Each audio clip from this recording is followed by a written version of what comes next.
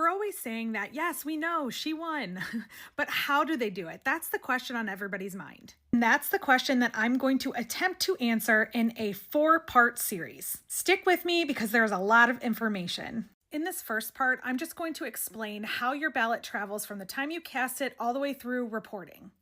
And I'm going to use this map. Go ahead and screenshot this so you can look at it in more detail because I'm sure this is going to be very hard to see on a TikTok video. But we're going to try our best. One thing I forgot to mention is that this is going to be very, very high level. We're going to call this the ballot trail. And step 1 of the ballot trail is you casting your vote.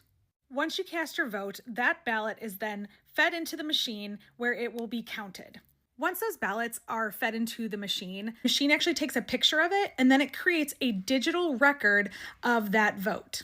There's a record created for every single ballot that is fed into that machine, and it stays in that machine until polls close. At the end of the night, poll workers will go to each machine and print out what we call a tape, which is basically a receipt of the results for that specific machine. They are also going to export the data onto either a physical USB drive or it will be sent via secure connection to the county office. So for the records that are exported to a USB card, a person physically takes that USB card and transfers it physically to the central location at the county level. Once that USB card arrives at the county office, it is then plugged into their own central tabulators. And this central tabulator is basically taking all of the information from the precincts, adding them all up to determine the county's final result. Once they have that total, all of those records are then transferred to the EMS software. Once it's imported into the EMS software, that's just where it stays. That's kind of like a database that's just collecting all the information. It's not really doing anything else other than storing the official record. And one thing to know about the EMS software is that it is one database with different permission levels at each stage. So a county will only be able to see its county's results, and it's not able to change any of those because they only have read permission. Same with the state. The state can see all the counties, but it can't see other states. One thing you'll need to know is that each county picks a vendor. So either Dominion, now Liberty Vote, or ES&S, and there's a few other little ones. And that same vendor that produces the machines for that county also has their own EMS software. Like you can't use an ES&S software with Dominion machines. They do not mix and match. Okay, moving on to the next step in our trail, and that is state reporting. At the state level, they don't have to transfer anything anywhere because it's already in that final database, the EMS software.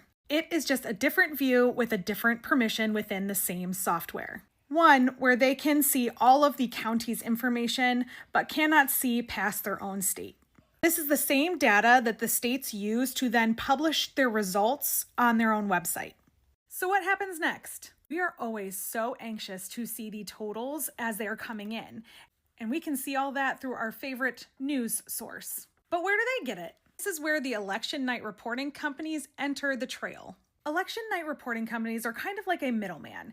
They are the ones that take the data from the EMS software and then format it in a way that their customers, your news sources, can use. And they're doing this through unsecured channels. And what they do is they have their own software, and that software communicates with the EMS system software to constantly pull information from that system.